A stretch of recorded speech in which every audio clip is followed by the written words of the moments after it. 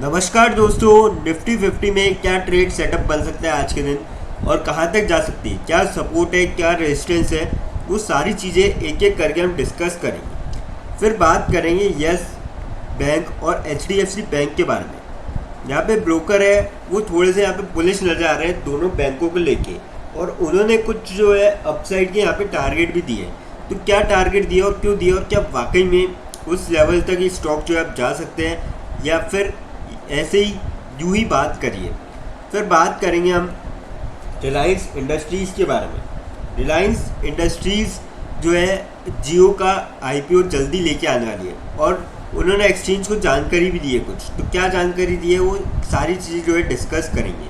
सबसे पहले trade setup की बात करते हैं आज के दिन कि क्या हो सकता है ओपनिंग बेल से amid Iran US Iran talks uncertainty and oil volatility. अब देखिए यहाँ पे स्ट्रेट ऑफ हार्मोज को लेके काफ़ी सारी चीज़ें चल रही है। हालांकि ईरान ने बोला है कि हमने हमारे फ्रेंड्स टू कंट्रीज़ है जैसे कि इंडिया, चाइना, रशिया और इराक, एक तो कंट्रीज़ और उनके लिए खोल दिए। अब बाकी कंट्रीज़ के लिए क्या चेतावनी है, क्या चीज़ है, वो सारी चीज़ें डिपेंड करेगी, क्योंकि यहाँ पे काफ़ी सारी बात थी, अफवाहें भी चल रही थी। अफवाह है सच अब ये पता नहीं। इन्होंने बोला था कि हम जो अंडर केबल इंटरनेट की लाइन्स जा रही है उसको हम काट देंगे। तो क्या क्या चीज़ें हैं वो काफ़ी चीज़ें डिपेंड करेगी जब सिचुएशन क्लियर होगी। तो अभी की अगर बात करी जाए, अगर निफ्टी डिसिसिवली सरपास करता है और सस्टेन करता है 23,850 के लेवल को, तो ये नेगेट कर सकता है लोअर हाई और lower low formation for bullish confirmation. अगर ऐसा होता है तो until then consolidation range bound trading में continue with immediate support placed in the 23,022,900 zone. अब देखिए 2 दिन हमको ट्यूसडे और वेडनेसडे काफ़ी अच्छी मार्केट में तेज़ी देखी हुई थी। जो मंडे को गिरावट हुई थी एक तरीके से पूरी वाइप आउट हो चुकी है मंडे और ट्यूसडे के दिन। अब अगर हम यहाँ पे देखें और डिटेल में, Nifty 50 extended it's relief rally rising 1.7% on March 25 amid hope of resolution to the West Asia conflict following ongoing peace talks between US and Iran।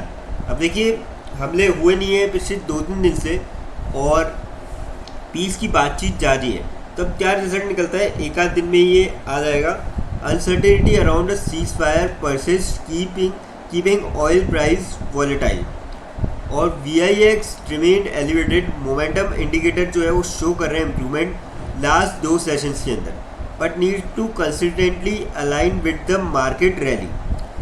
अब देखिए यहाँ पे अगर बुलिश रन चाहिए ना तो इनको मार्केट रैली के अकॉर्डिंग चलना पड़ेगा 1-2 दिन और broader setup with the index still sustaining well below all key moving averages remains in favour of beer.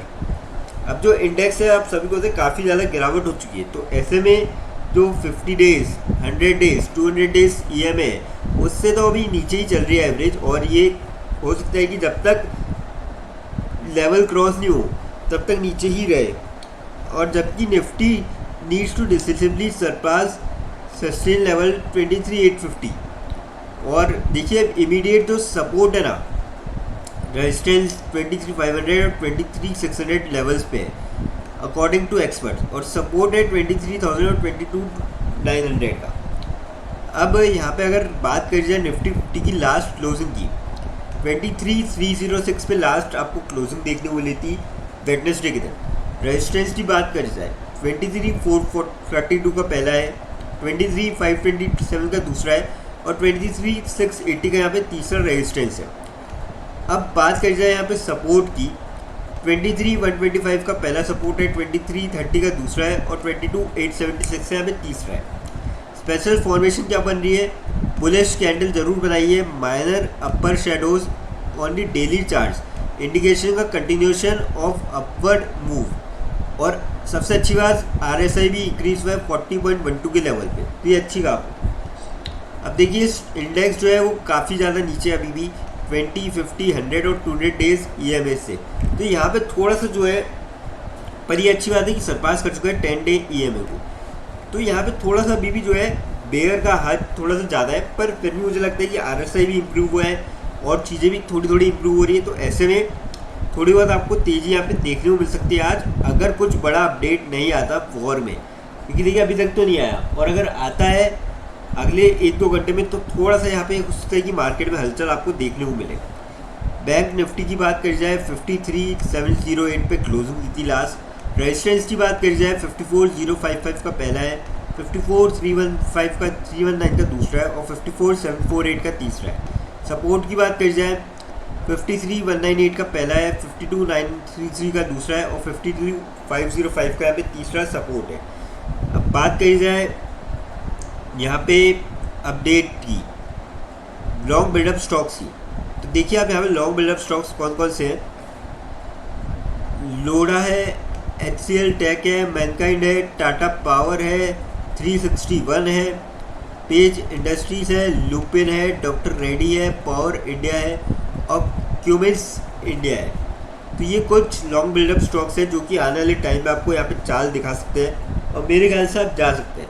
लेकिन अगर कोई भी शॉर्ट टर्म के लिए ले रहा है तो थोड़ा सा स्टॉप लॉस लगा के यहाँ पे ट्रेड लें। अब बात करते हैं HDFC बैंक के बारे में। वेडनेसडे के दिन 780.1 पे क्लोजिंग देखने को मिली, 15.2 रुपीज़ की तेज़ी देखने को मिली, और 2% तक स्टॉक चढ़ता हुआ नजर आया था। अब देखिए यहाँ पे yes bank, Kotak bank, HDFC bank, IndusInd bank और बंधन बैंक, नोमुरा, इन सभी को रिवाइज करें शेयर के टारगेट प्राइसेस को। AU बैंक पे जो है इन्होंने लोअर करे टारगेट प्राइस 915 के पहले थे, अब 915 पे कर दिए, पहले 930 के थे। येस बैंक के टारगेट प्राइस बढ़ा है, कट ₹21 से 22 के करें, और येस बैंक अभी 18 साढ़े 18 रुपये के आसपास यहाँ पे ट्रेड कर रहा है।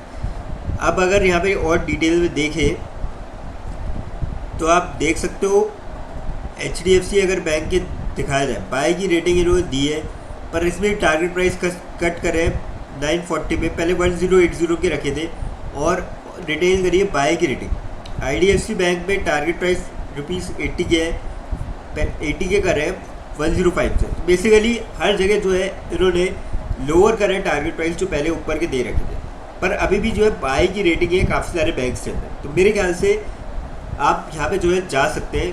कंपनियाँ देखिए जितने बैंक्स हैं काफ़ी मजबूत है लगभग सारे, और आने वाले टाइम में आपको जो है रिटर्न दे सकते हैं। निफ्टी बैंक में अच्छी खासी यहाँ पे गिरावट आपको बीते 1 महीने में देखने को मिली है, तो इसका जो है फ़ायदा उठाया जा सकता है।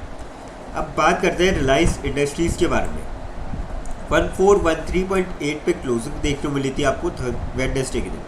बात करी जाए अपडेट की, Reliance Jio prepares for record Mumbai listing, India's biggest ever stock offering. सभी को पता है यहाँ पे सबसे बड़ा IPO आने जा रहा है, और इन्होंने जो है पेपर वर्क्स फाइल कर दिए हैं और एक्सचेंज के थ्रू फाइल कर दिए हैं। तो ये काफ़ी बड़ी बात है, और जल्दी जो है अब इसका IPO बाज़ार में आता हुआ नज़र आएगा। तो मेरे ख्याल से फ़ायदा मिल सकता है आपको। Jio says it currently has a रफली 60% share of India's data tariff. ये भी काफ़ी बड़ा बयान निकल गया है। तो कहीं ना कहीं मुझे लगता है कि आने वाले टाइम पे आपको जो है रिलायंस का IPO आएगा, जल्दी फाइल होगा, और मैं कहता हूँ कि इसमें आपको लगाना चाहिए लॉन्ग टर्म के पॉइंट ऑफ व्यू से।